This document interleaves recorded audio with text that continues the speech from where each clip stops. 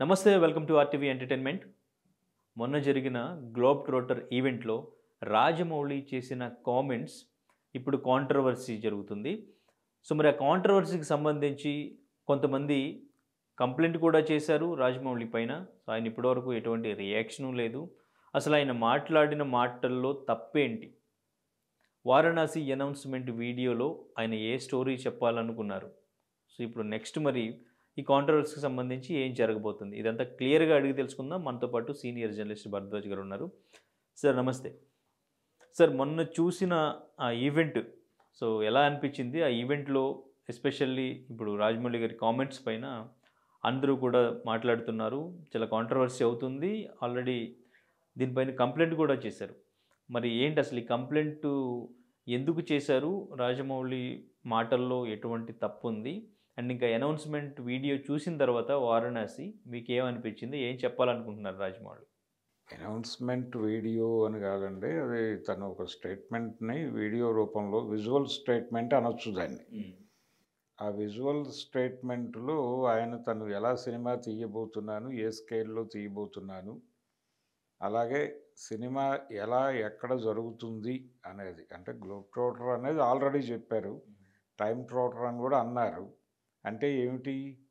అతను ఆహ్, ప్రపంచ యాత్రికుడు అనుకోవాలి. ఒకటి. రెండోది ప్రపంచం అంతా తిరుగుతాడు. రెండోది కాలంలో కూడా తిరుగుతాడు. కాలంలో తిరగటం అంటే యుగాల మధ్య తిరుగుతాడు. యుగ సంచారి కూడా. ఈ యుగ సంచారి అనే పదం కూడా సంచారి అనే పాటలో వాడారు. కాబట్టి టోటల్‌గా హీరో ఆ సినిమా కథ ఎలా ఉండబోతోంది అనే విషయానికెడితే ప్రెజెంట్ ఎరాలో ప్రారంభమవుతుందది. ప్రెజెంట్ ఎరాలో ప్రారంభమై నంది మీద మహేష్ బాబు మామూలు కాస్ట్యూమ్‌తోనే ట్రావెల్ చేశాడు ఆ బొమ్మ మీద. ఆ ఫంక్షన్‌లో, ఆ ఈవెంట్‌లో.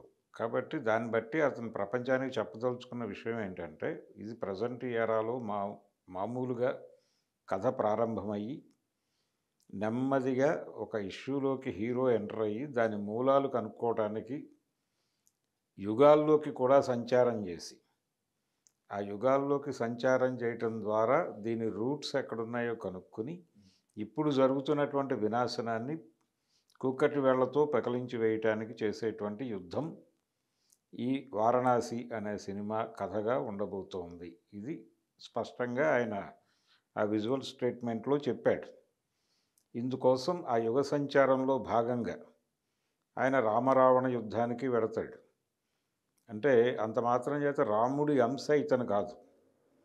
రాముడిని ఇతనిలాగా పోల్చి చూపించటం వెనకాల జస్ట్ ఇది పోలిక తీసుకురావటమే తప్ప అతని ఇన్స్పిరేషన్, రాముడి ఇన్స్పిరేషన్ ఈ క్యారెక్టర్‌లో ఉంది అని చెప్పడం. అంతే తప్ప అంశ అని కాదు. అలా తను భారతీయ పురాణ ఇతిహాసాల్లో ఉన్నటువంటి అనేక ఎలిమెంట్స్‌ని తీసుకుని ఈ కథని డిజైన్ చేసుకున్నాడు. ఒక డిఫరెంట్ జానర్‌లో, ఒక డిఫరెంట్ ఏరియాలో. మనం ఇంతకుముందు 'ఆదిత్య 369' చూసాం. అది టైమ్ ట్రావెల్ అనే పేరుతో ఆయన ముందుకి, వెనక్కి వెళ్ళొచ్చాడు. అంతవరకే. ఆ టైమ్ మిషన్ అనేటువంటి ఒక క్యాప్సూల్ గొడవ అది. ఇది ఇప్పుడు జరుగుతున్నటువంటి సమస్యలకి పరిష్కారం అన్వేషించే క్రమంలో తిరిగేటువంటి వేట, జరిపేటువంటి వేట. ఈ వేటలో జరిపేటువంటి అనేక పోరాటాలు, అనేక ఘర్షణలు, వీటన్నిటినీ ఆయన ఆశ్చర్యకరంగా చిత్రీకరించి ప్రపంచ ప్రేక్షకుల్ని మెప్పించటం అనేది ప్రోగ్రామ్ ఇప్పుడు. 160 భాషల్లో అది అనువాదం అవుతోందని చెప్తున్నారు. కాబట్టి అంటే ప్రతి ప్రాంతంలోనూ ఆ ప్రాంతపు భాషలోకి అనువాదం అవుతుంది అది. ఆఫ్ఘనిస్తాన్‌లో కూడా సినిమా రిలీజ్ అవ్వచ్చు అక్కడ లోకల్ లాంగ్వేజ్‌లో. ఓ చోట ఉర్దూలో రిలీజ్ అవ్వచ్చు, ఇంకో చోట స్పానిష్‌లో రిలీజ్ అవ్వచ్చు, ఇంకో చోట ఇంకో లాంగ్వేజ్‌లో రిలీజ్ అవ్వచ్చు. కాబట్టి ఇంత స్పాన్ తీసుకుని చేస్తున్నారు ఈ సినిమాని. కాబట్టి ఇండియన్ మైథాలజీని దీని పునాదిగా పెట్టి సినిమా డిజైన్ చేస్తే దీనికి ఒక బేస్ ఏర్పడి ఆడియన్స్ వస్తారు అనేది ఆయన అభిప్రాయం. ఇప్పుడు 'అవతార్' అనేటువంటి టైటిల్ పెట్టి వాళ్ళు లోకల్ మార్కెట్లు కొల్లగొట్టారు కదా! అలాగే వీళ్ళు కూడా 'వారణాసి' అనే టైటిల్ పెట్టి ప్రపంచ మార్కెట్‌ని కొల్లగొట్టడానికి వెడుతున్నారు. అంటే లోకల్ స్టోరీని గ్లోబల్ లెవెల్‌లో చెప్పడం అంటారు దీన్ని. ఈ ప్రక్రియ నడుస్తోంది. ఇకపోతే అది ఆ సినిమా విజువల్ స్టేట్మెంట్కి సంబంధించిన గొడవ. అయితే ఈ సందర్భంగా ఆ వీడియో ప్లే కాని సందర్భంలో ఆయన కొంచెం చిన్న పర్సనల్ స్టేట్మెంట్ ఒకటి ఇచ్చాడు. పర్సనల్ స్టేట్మెంటే అది. అది సమాజం గురించి మాట్లాడలేదు ఆయన. తనని తాను ఆ వేదిక మీద ఆవిష్కరణ చేసుకున్నాడు అంతే. నాకు దేవుడి మీద పెద్దగా నమ్మకం లేదు అనే మాట రాజ్యాంగం ప్రకారం కానీ చట్టం ప్రకారం కానీ తప్పేమీ కాదు. ఈ దేశంలో నాస్తికులం అని చెప్పుకుని బతికే హక్కు కూడా ఉన్నది. రాజ్యాంగం గ్యారంటీ చేసినటువంటి హక్కు అది. ఎవరు ఏ విశ్వాసాలనైనా కలిగి ఉండవచ్చు, అవిశ్వాసిగా కూడా బతకవచ్చు అని స్పష్టంగా ఉన్నది. అది మార్చేస్తే కావాలంటే చంపేయచ్చు, కానీ అది మార్చబడి లేదు ఇప్పుడు ఉన్నది. కాబట్టి ఉన్నదాని ప్రకారం ఆ విశ్వాసం కలిగి ఉండటం తప్పేమీ కాదు. ఆయన అదే తన గురించి మాట్లాడాడు కాబట్టి, కానీ ఏ దేవుడిని ఏ దేవతని పేరు పెట్టి ఆయన ఏమీ దూషించలేదు. అయితే దీనికి దూషించాడు అని చెబుతున్నటువంటి స్టేట్మెంట్ ఏమిటి? మా నాన్నగారు ఆంజనేయ స్వామి వెనకాల నుండి నడిపిస్తున్నాడు అని అన్నారు. నా వైఫ్ ఆంజనేయ స్వామి భక్తురాలు, ఆయన ఫ్రెండ్లీగా ఆవిడతో ఎప్పుడు మాట్లాడతారు అని చెప్తూ ఉంటారు ఆవిడ. కానీ ఇప్పుడు ఏం నడిపించాడు ముందుకి అన్నాడు. చాలా సందర్భాల్లో ఒక అసహనం అయినప్పుడు, అంటే అనుకోకుండా ఎవరైనా కోల్పోయినప్పుడు, ఎన్నో పూజలు చేశాం, ఎన్నో వ్రతాలు చేశాం, ఏమిటి పరిస్థితి అని ఒక అసహనంలో భక్తులు మాట్లాడుకోవటం మనం విన్నాం కదా. ఆత్రేయ గారు ఒక పాట రాశాడు కదా, దేవుడు అనేవాడు ఉన్నాడా అని.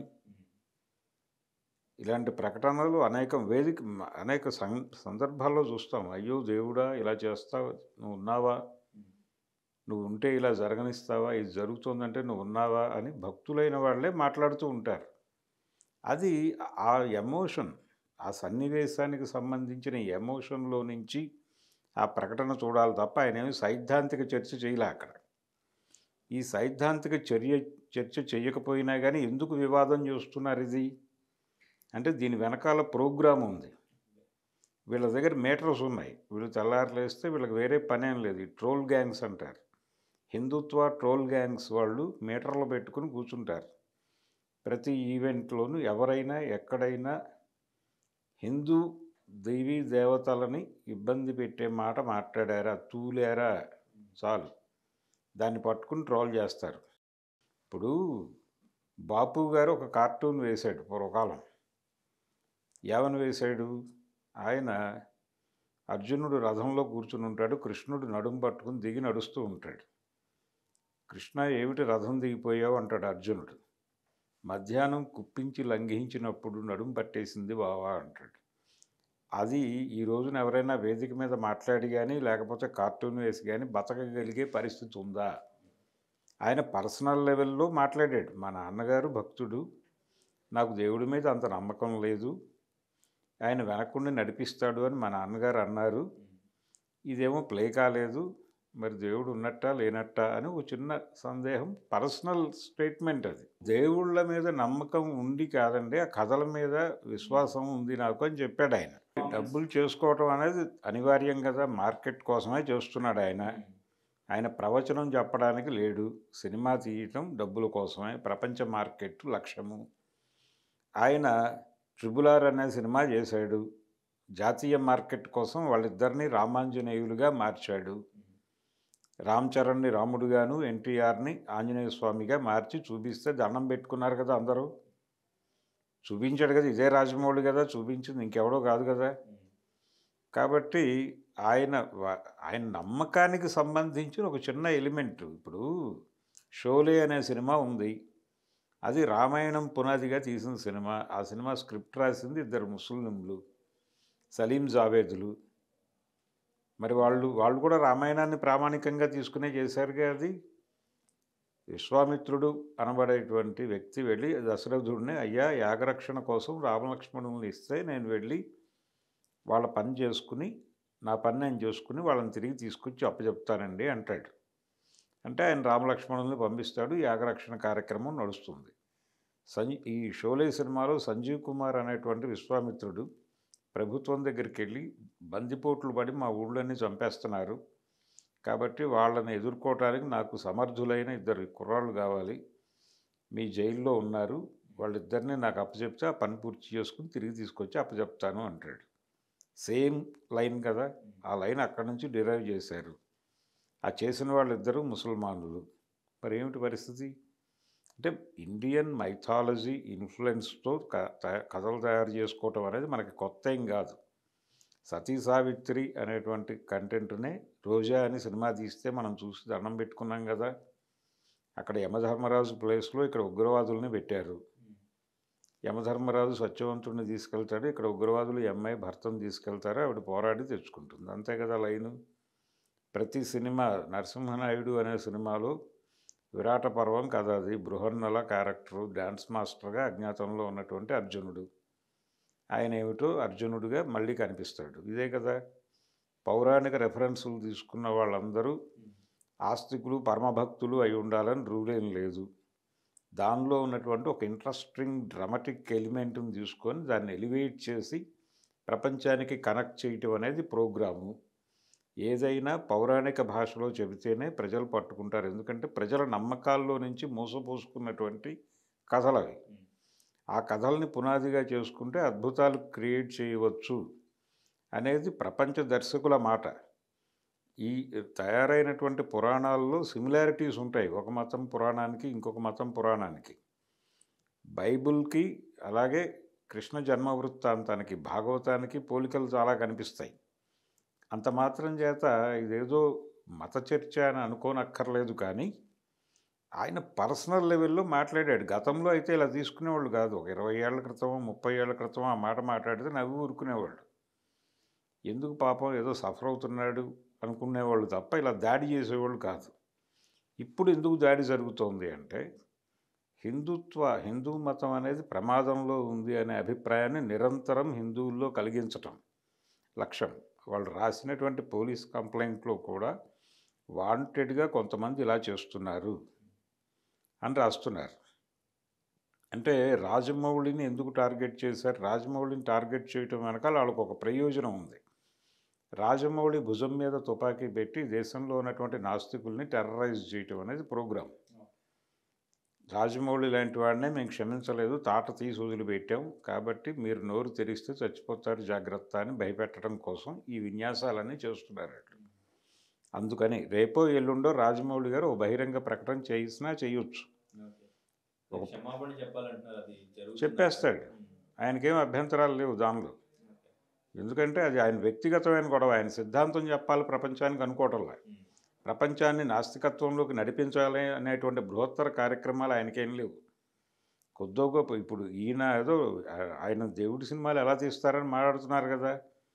మరి హేతువాదిని అని ప్రకటించుకున్నటువంటి కొండవీటి వెంకటకవి గారు అనేక పౌరాణిక సినిమాలకి స్క్రిప్ట్ రాశాడు. అవన్నీ బోల్డ్ డబ్బులు ఇచ్చి చూశారుగా మీరందరూ. ఆయన రాసిన దానవీర సూరకర్ణలు అవన్నీ విపరీతంగా చూశారుగా. 10 లక్షలతో సినిమా తీస్తే 2 కోట్లు ఇచ్చారు కదా మీరు. ఎలా ఇచ్చారు? ఆయనకేం అర్హత ఉంది? ఆయన చార్వాక మతస్థుడు. చార్వాక పత్రికలో ఆయన రాతలు చదివి ఇన్స్పైర్ అయ్యి ఆయన్ని రైటర్గా పెట్టుకున్నాడు ఎన్టీ రామారావు గారు. ఆయన రాముడి మీద విమర్శ చేస్తూ ఎన్ని సినిమాలు తీశాడు? రాముడి పాత్ర వేశాడు ఆయన. రాముడి పాత్ర వేస్తూనే రాముడి మీద విమర్శ చేస్తూ ఎన్ని సినిమాలు తీశాడు రామారావు గారు. ఆయన నేను త్రిపురనేని పెరియార్ ఇన్ఫ్లుయెన్స్ ఉన్నటువంటి వ్యక్తిని అని బహిరంగంగానే చెప్పుకున్నవాడు కదా. మరి ఆయన కూడా పౌరాణికాలు అనేకం తీశాడు. నేరుగా ఎన్టీ రామారావు మీద కమలాకర్ కామేశ్వరరావు గారి కామెంటే ఉంది. మీరు కొంత మీ అభిప్రాయాలను జొప్పిస్తారు సినిమాల్లో, నేను అకార్డింగ్ టు టెక్స్ట్ పెడతాను అన్నాడు ఆయన ఎన్టీఆర్తో. అయితే రామారావు గారు నేను రెడిక్యూల్ చేయను, పౌరాణిక విమర్శ మాత్రం చేస్తానని చెప్పాడు. ఇది ఓపెన్గా ఒక పత్రికలో అచ్చైనటువంటి ఇంటర్వ్యూలో ముక్క. కావున పౌరాణిక విమర్శ చేయటం తప్పు కాదు అని చెప్పేసినటువంటి మహానటుడు ఉన్నాడు మనకి. ఆయన దర్శకుడు కూడా. ఆయన డైరెక్ట్ చేసినటువంటి మొదటి సినిమాలో ఆయన రావణ పాత్ర వేసి ఆయన సొంత ప్రొడక్షను, రాముడు వేరే వాళ్ళతో చేయించాడు ఆయన. కాబట్టి ఆ ధోరణి ఉన్నటువంటి వాళ్ళు ఉన్నారు మనకు గతంలో. ఈయన అంత స్థాయి ఉంది రాజమౌళి గారిని నేను అనుకోవడం లేదు. రాజమౌళికి అలాంటి ప్రోగ్రాం కూడా లేదు. రామారావుకి ఇంకా తన సిద్ధాంతం చెప్పాలనే తాపత్రయంతో సినిమాలు తీసేవాడు, నష్టపోయినా కానీ. ఈయనకి ఆ ప్రోగ్రాం ఏం లేదు. ఈయన ఎవరిని ఉద్ధరించడం కోసం లేడు, తన్ని తాను ఉద్ధరించుకోవడం కోసం మాత్రమే రాజమౌళి ఉన్నాడు. అందుకని ఈయన్ని అంత ప్రమాదకరంగా చూడాల్సిన అవసరం లేదు. దేవుడి రూపంలో కాకుండా ఆయన్ని మామూలు దుస్తుల్లో కూర్చోబెట్టి ఆ నంది మీద నుంచి నడిపించడం వెనకాల ఆయన ఉద్దేశం ఏమిటి? ప్రజెంట్ ఎరాలో ఉన్నటువంటి ఒక మనిషి ధర్మం కోసం జరిపే పోరాటంలో దైవాన్ని ఆశ్రయించినటువంటి పద్ధతిని సింబలైజ్ చేసి చెప్పాడు అక్కడ. దీన్ని అర్థం చేసుకోవటానికి కొంచెం ఫిక్షనల్ జ్ఞానం ఉండాలి. ఈ ఫిక్షనల్ జ్ఞానం లేకపోతే ఇవన్నీ వితండవాదంలా కనిపిస్తాయి. సినిమా చూడకుండా బిట్లుగా చూసి దాని నుంచి ముక్కల్లాగి ఆలోచించడం అవుతుంది. దాన్ని పాజిటివ్ కోణంలో చూడండి. ప్రజెంట్ ఎరాలో ఉన్నటువంటి ఒక మనిషి దైవ బలంతో ఒక ఘనకార్యం సాధించడానికి జరుపుతున్న ప్రయాణంగా చూస్తే మీకేమీ తేడా అవ్వదు కదా. అక్కడ ఆయనకి పౌరాణిక దుస్తులు వేయాలి అనే చట్టమేం లేదు కదా. ఆయన తను చెప్పదలుచుకున్నటువంటి కాన్సెప్ట్ని చెప్పడం కోసం ఆ పద్ధతిని ఎంచుకున్నాడు. దాన్ని తప్పనంటానికి ఆయన ఏమి నమ్మకాలను ఆయన హీనపరుస్తాడని నేను అనుకోను. ఆ సినిమాలో ఎట్టి పరిస్థితుల్లోనూ ఏ ఒక్క భక్తుడి మనోభావాలు ఆయన దెబ్బతీయడు. ఆయన ప్రోగ్రాం కాదు అది, ఆయనకి సిద్ధాంతాలు లేవు రామారావుకు ఉన్నట్టు. ఆయన వేదిక మీద ఇంకో మాట కూడా చెప్పాడు, నేను రామారావు గారి అభిమానిని అని చెప్పుకున్నాడు కదా. అంతే తప్ప రామారావు గారి స్థాయి సైద్ధాంతిక గొడవ లేదు ఈయనకి. ఆయన చాలా స్పష్టంగా ద్రవిడ సిద్ధాంతం నాది. ఆయన ఒక సినిమాలో ఓపెన్గా డైలాగ్ చెప్పాడు, అది యూట్యూబ్లో ఉంది, చూసుకోవచ్చు. రఘురాముడు అనేటువంటి వాడు ఈ అడవిలోకి ఎందుకు వచ్చాడంటే ఇక్కడ ఉన్నటువంటి సంపదలను తరలించుకుపోవడానికి ఆ మునిమృత్యుల ప్రేరణతో అంటాడు. అంటే ఈ మునులు అనేవాళ్ళు తపస్సు పేరుతో ఇక్కడికి వచ్చి రెక్కీ చేసి ఇక్కడున్న ఇన్ఫర్మేషన్ అంతా ఇస్తే ఇది కొల్లగొట్టడానికి వచ్చాడు అని ఒక డైలాగ్ ఉంది ఆయన సినిమాలో. ఇది ద్రవిడ జాతి మీద ఆర్య జాతి జరుపుతున్న దాడిగా చూస్తున్నాను నేను అని కూడా డైలాగ్ ఉంది శ్రీరామ పట్టాభిషేకం అనే సినిమాలో. కాబట్టి ఆ స్థాయి సైద్ధాంతిక గొడవలు ఈయన పెట్టుకోడు. ఏమీ ఉండదండి. రేపు పొద్దున ఏముంటుంది ఆ కంప్లైంట్కి? సార్ మరి కంప్లైంట్ కూడా చేశారు. ఈ కాంట్రవర్సీ మరి ఇంకెంత దూరం వెళ్తుంది? దీని మీద ఇంకేమైనా రియాక్షన్స్ వచ్చే ఛాన్స్ ఉందా? రియాక్షన్స్ ఏమీ లేదండి. ఆయన మరీ ఇబ్బందికరము అనుకుంటే నిర్మోహమాటంగా ఆయన క్షమాపణ చెప్పేస్తాడు రాజమౌళి గారు. చెప్పాల్సిన అవసరం లేదు, ఇంత గందరగోళం చేయాల్సిన అవసరం కూడా లేదు. చాలా చిన్న సన్నివేశం అది, అనవసరంగా దాన్ని రచ్చ చేస్తున్నారు. ఇది ఒక రకంగా సినిమాకి ప్రమోషన్ కూడా చేస్తున్నారు వీళ్ళు భుజాన్ని వేసుకుని. ఇదేమీ కాదు, ఆయన సారీ చెప్పేస్తాడు, ఇది సమసిపోతుంది, హ్యాపీగా వాళ్ళు షూటింగ్కి వెళ్తారు. సినిమా రిలీజ్ ఇంకా 2 ఏళ్ళు టైం ఉంది, దీనికి 2 భాగాలు ఉంటాయనే మాట కూడా వినిపిస్తోంది. ఇంత పెద్ద స్పాన్ ఉన్నటువంటి కథను ఒక భాగంలో ఎలా చెప్తారు, 2 భాగాల్లో నడుస్తుంది ఇది అనే ప్రచారం కూడా ఒకటి నడుస్తోంది. ఇందులో ఆయన హైందవ మతాన్ని కానీ ధర్మాన్ని కానీ వ్యతిరేకించి వ్యవహరించడం ఏమీ లేదు. తన పర్సనల్ ఫీలింగ్స్ని మాత్రమే, తన పర్సనల్ లెవెల్లో మాత్రమే మాట్లాడాడు. వ్యక్తిగతంగా తన మీద తను దూషించుకున్నాడు తప్ప ఆయన ప్రపంచాన్ని దూషించాలి అనే ప్రోగ్రాము, ఏ మతాన్నో కించపరచాలనే ప్రోగ్రాము లేదు. హేతుబద్ధమైనటువంటి ఆలోచనలని ప్రపంచంలో విస్తరించాలి అనే బృహత్ కార్యక్రమము ఏమీ లేదు ఆయనకి. ఆయన చాలా ఓపెన్గా హిందూ మైథాలజీ మీద ఒక సినిమా తీసి సొమ్ము చేసుకోవాలి అనేదే ప్రోగ్రాం. సొమ్ము చేసుకోవడం అనే మాట వాళ్ళు వాడారు. సినిమా అనేది ఆ స్థాయి 1000 కోట్ల బడ్జెట్ అన్నప్పుడు 3000 కోట్లు సంపాదించడం కోసం 1000 కోట్లు పెడతారు కానీ ఊరికనే 1000 కోట్లు పెట్టి ధర్మ ప్రచారం చేయరు. సినిమా అనేది వ్యాపారం, మార్కెట్ కోసమే ఈ కథలు ఎంపిక చేసుకున్నారు. ఇది తప్పేమీ కాదు, గతంలో చాలామంది చేసిన పని ఇదే. కాబట్టి దీన్ని అనవసరంగా గొడవ చేసి రచ్చ చేస్తున్నారు తప్ప ఇందులో ఈ ట్రోలర్స్ వాడుతున్నంత దుర్మార్గమైన భాష కూడా ఆయన వాడలేదు. రాజమౌళిని తిడుతున్న తిట్లలో 100% కూడా ఆయన మాట్లాడలేదు అక్కడ. అనవసరంగా ఆయన మీద నోరు పారేసుకుంటున్నారు. రాజమౌళి తప్పేమీ లేదు, అయినప్పటికీ ఆయన సారీ చెప్పడానికి సిద్ధపడతాడు. కంప్లైంట్ని ఏమన్నా సీరియస్గా తీసుకునే ఛాన్స్ ఉందంటారా? అటు పోలీసులు కానీ లేదంటే అడుగుతారు, వివరణ అడుగుతారండి. అదేమో ఇప్పుడు ఇమీడియట్గా ఒక 2 లారీలు జనాలను వేసుకెళ్ళిపోయి పోలీసులను తీసుకెళ్ళి ఆయన అరెస్ట్ చేయటమో ఎన్కౌంటర్ చేయటమో లాంటి పనులు ఏమీ జరగవు.